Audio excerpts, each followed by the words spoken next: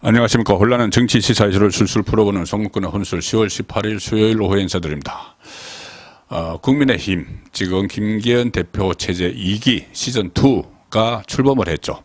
강서구청장 선거에서 참패를 하고 나서 비대위 구성 이야기도 나오고 저 일각에서는 조기 전당대회를 열어야 된다 이런 말도 나오지만 일단 그 김기현 대표가 유임을 하면서 임명직 당직자들은 일괄 교체를 했습니다. 그래서 김기현 시즌2 2기 김기현 체제 이렇게 출범을 시켰는데 당 안팎에서 여기에 대해서 지적들이 많이 나오죠. 지금 상황 같으면 이 정도 되면은 김기현 대표가 물러나고 이 비대위를 꾸려야 되는 것 아닌가. 일각에서는 조기 전당대회라도 열자 이런 말들이 나오는데 어쨌든 김기현 대표는 물러나지 않았습니다. 이것은 아마 용산의 어중, 윤석열 대통령의 어중도 실렸겠죠. 자, 이 상황에서 오늘 그 김기현 대표가 새로 임명한 이 대변인 중에서 윤희석 그 선임 대변인이 라디오에 나와서 의미 있는 말을 하나 했습니다. 그럴 수도 있겠구나 싶기도 했는데 저도 어떤 이야기를 했냐면은 2011년 당시 이야기를 했습니다. 2011년에 그때 이 홍준표 대표 체제였는데 서울시장 보궐선거에서 졌죠. 그 여당이 졌습니다. 여당이 그러니까 지금 국민의힘 계열 정당이 지고 또 그때 선관위 디도스 공격 사건이 있었죠. 그래서 그 다음 해 바로 2012년에 4월에 총선이 있고 2012년 12월에 대선이 있는데 이 상태로는 뭐 총선을 치르기 어렵다. 지금과 좀 비슷한 상황입니다. 그래서 홍준표 체제를 끌어내리고 비대위를 만들어야 된다. 그래서 우여곡절 끝에 그때 유승민 그리고 남경필 원희룡 최고위원이 선제적으로 사퇴하면서 홍준표 대표 체제가 무너졌죠. 그리고 들어선 것이 박근혜 비대위였습니다.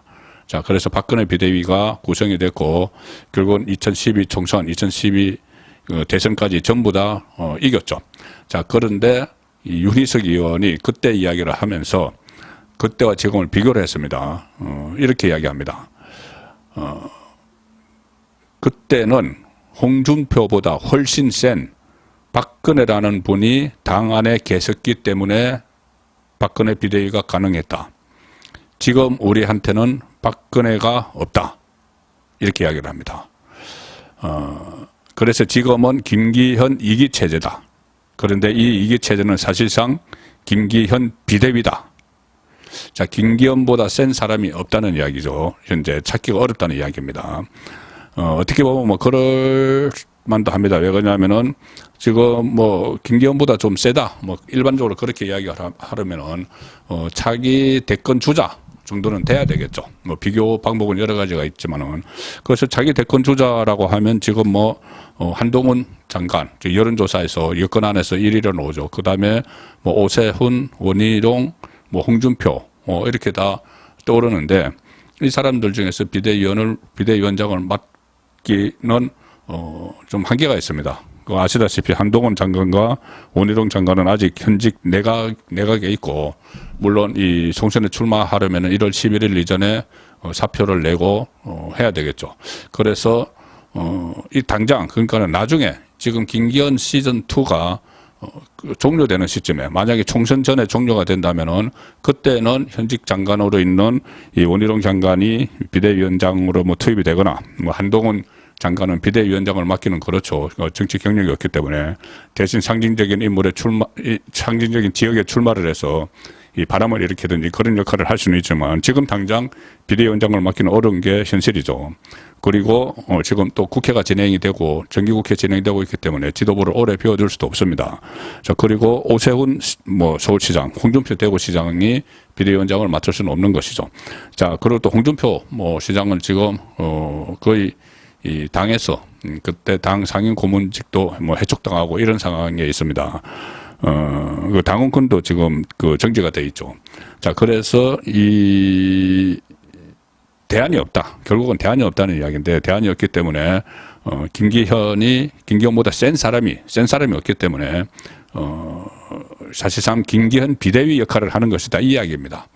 자, 그런데 지금 정말 박근혜 같은 사람은 없겠죠. 만약에 지금 박근혜 같은 사람이 지금 있다면은 바로 비대위로 갈 수가 있습니다. 그때 2011년 11월에 홍준표 대표 체제가 무너지고 한나라당 비대위원장으로 박근혜 비대위원장이 들어섰죠. 그리고 쇄신을 했습니다. 당명도 새누리당으로 바꾸고 그 결과 2012년 19대 총선에서는 박근혜 비대위원장이 아예 중앙선대위원장까지 겸임을 합니다. 그래서 진두지휘를 해서 총선에서 압승을 거두죠.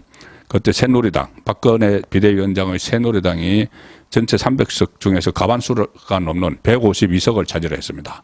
상대당인 민주통합당은 그때 한명숙 대표가 이끌었는데 127에 거쳤기 때문에 완승을 거뒀죠. 그리고 그해 연말에는 대통령 선거에서까지 이겨서 박근혜 정권이 탄생을 했습니다. 자, 그래서 지금 윤희석 대변인의 말대로 지금은 우리에게 박근혜가 없다. 그 말은 정말 절실한 것 같습니다. 그래서 김기현 대표 체제로 일단 갔다는 이야기인데 이게 일단 김기현 대표가 이제 지금부터 총선 준비를 어떻게 하는지에 따라서 달라질 텐데 오늘 또 의미 있는 그 행사가 하나 조금 전에 있었습니다. 뭐냐면은 윤석열 대통령이 이 김기현 대표를 사실상 재신임을 했습니다. 김기현 대표와 지도부, 신임 지도부까지 포함해서 지도부를 그 용산 대통령실로 초청을 했는데 오전 11시에 긴급히 들어오라. 그래서 긴급 호출을 했습니다. 그래서 12시 10분부터 오찬을 한 1시간 반 동안 했고 오찬 끝나고 나서 또 용산의 그 대통령실 인근에 있는 용산의 어린이공원에서 한 40분 동안 같이 산책을 하면서 시민들과 같이 만나고 하는 이런 모습을 선보였습니다. 자, 이건 뭐냐? 재신임하는 거죠. 일단 재신임을 하는 건데, 자, 그냥 재신임을 하는 것이 아니고, 제 생각에는 아마 윤석열 대통령이 직접 뭐 선거를 이끌지는 못하죠. 대통령이. 그 대신 어떻게 보면은 이 여건을 전체를 통화를 하면서 대통령실은 물론이고 내각도 그렇고 여당까지 다 통화를 하면서 사실상의 통화를 하면서 뭐 선거법에 위반되는 이런 뭐 관여를 한다는 이야기가 아니고 사실상의 이걸 통솔을 하면서 선거를 치르기로 한 것 아닌가 그런 생각이 듭니다. 왜 그러냐면은 오늘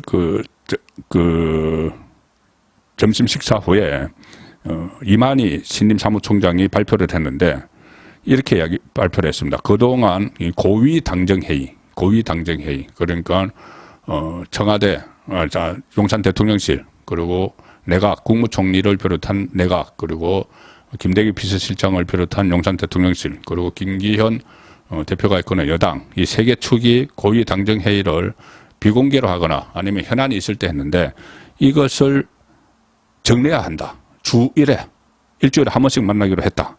자, 그러면은 여권의 세 축인 용산 대통령실, 내각, 여당이 유기적으로 움직이겠다는 거죠. 자, 그러면 그 위에는 윤석열 대통령이 있습니다. 윤석열 대통령이 직접 뭐 선거에 나서는 건 아니지만은 이 조직을 통해 이 회의를 통해서 정례화 된 회의를 통해서 여러 가지 이 민생과 관련된 그런 정책도 내놓고 총선에 대비를 하는 게 되는 거죠, 결과적으로. 그래서 오늘 이만희 사무총장도 민생 관련 정책 소통을 더 강화하기로 했다. 이렇게 이야기했습니다.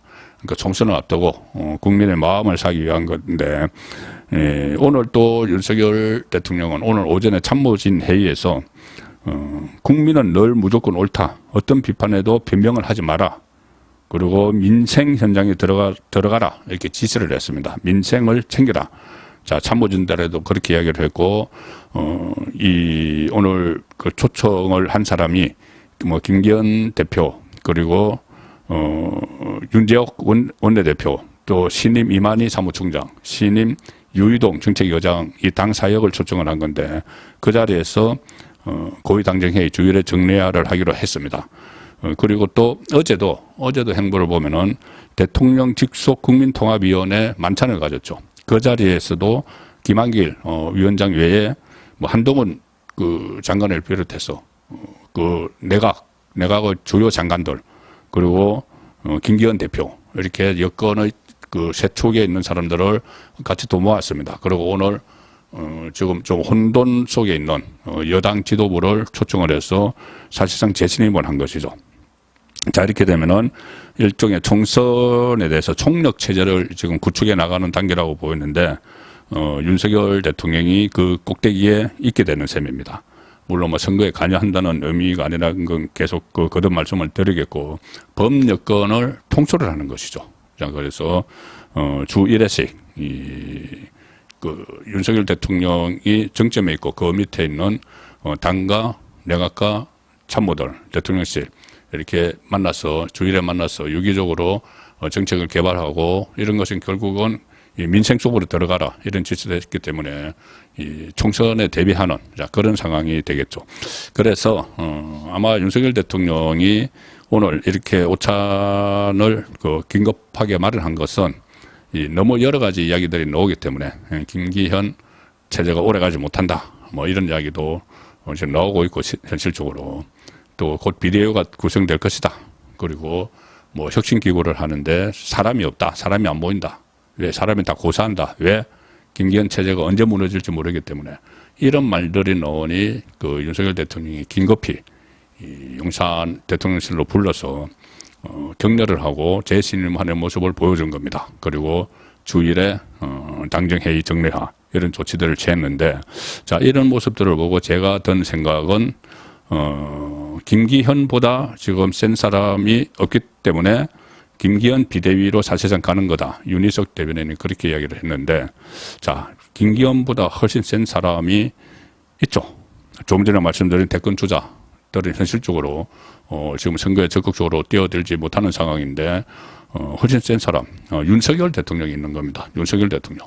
그래서 윤석열 대통령이 이 선거법이 허용하는 한에서 그러니까 선거법에 저촉되지 않는 한에서 이 여권의 세 축을 이끌고 가면서 사실상 윤석열 비대위 총력체제 워낙 이번 총선이 중요하기 때문에 윤석열 대통령도 이번 총선에서 과반수가 안 되면은 식물 대통령이 될 것이다 이렇게 우려를 했고 어쨌든 이 총선에서 지면 윤석열 정부 남은 임기 동안 상당히 큰 어려움 지금보다 더 큰 어려움이 기다리고 있습니다. 지금 이재명 그 대표 쪽에서 완전히 도끼가 오른 상황에서 전국에 대처를 하고 있기 때문에 총선에서 이겨서 그 기세를 긋고 국정 운영을 해 나가야 되기 때문에 오늘 그리고 어제 저녁에 이루어진 여러 가지 모임 같은 것 그리고 윤석열 대통령의 메시지 민생 현장 속으로 들어가라 국민은 늘 무조건 옳다 이런 메시지들을 보면은